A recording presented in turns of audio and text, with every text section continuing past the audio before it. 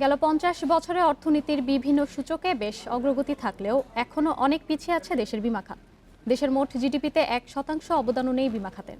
তবে এ খাতকে শক্তিশালী করতে বিভিন্ন নীতি পরিবর্তন সহ নতুন পলিসি চালু করা হচ্ছে বলে জানিয়েছে বিমা নিয়ন্ত্রক সংস্থা আইডিআরএ। বীমা উন্নয়ন ও নিয়ন্ত্রণ কর্তৃপক্ষের তথ্য অনুযায়ী দেশে বর্তমানে ৭৭টি বীমা কোম্পানি কার্যক্রম পরিচালনা করছে, যার মধ্যে ৪৫টি জীবন বীমা এবং ৩২টি সাধারণ বীমা প্রতিষ্ঠান। আর গত বছর এ খাতে প্রিমিয়াম হিসেবে এসেছে ১৪,০০০ কোটি টাকা। দেশের জিডিপি অনুপাতে বীমা প্রিমিয়ামের হার ০.৫%, যেখানে প্রতিবেশী দেশ ভারতের পরিমাণ ৪%, শ্রীলঙ্কায় ১.২৫ এবং ভিয়েতনামে ২.২৫%। বাংলাদেশে মাথাপিছু বীমা ব্যয় এখনও $১০ নিচে। সে হিসেবে দেশে প্রতি ১,০০০ মানুষের মধ্যে মাত্র ৪ জনের জীবন বীমা রয়েছে। বীমা খাতকে এগিয়ে নিতে নিজস্ব অর্থায়নে আরও পলিসি চালু করছে নিয়ন্ত্রণ কর্তৃপক্ষ।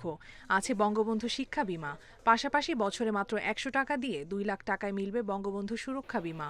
এছাড়াও ১৬ লাখ প্রতিবন্ধীর জন্য স্বাস্থ্য বীমার পরিকল্পনা চূড়ান্ত করা হয়েছে। হেলথ ইন্স্যুরেন্স আপনার সব কোম্পানিতেই আছে এই প্রোডাক্ট, এবং ওরা আপনার সেল করছে।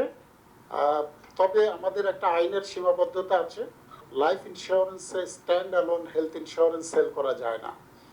তো আমাদের আইন সংশোধনের যে প্রক্রিয়া রয়েছে সেখানে উইল অ্যাড্রেস দ্যাট ইস্যু। অর্থনীতিতে এ খাতের অবদান বাড়াতে বীমার আওতা বৃদ্ধি, আধুনিকায়ন, কোম্পানিগুলোকে শেয়ার বাজারে তালিকাভুক্ত করা সহ আর্থিক স্বচ্ছতা নিশ্চিতের তাগিদ বিশ্লেষকদের। কপ্তিয়া মুমতাহানা, ইন্ডিপেন্ডেন্ট নিউজ, ঢাকা।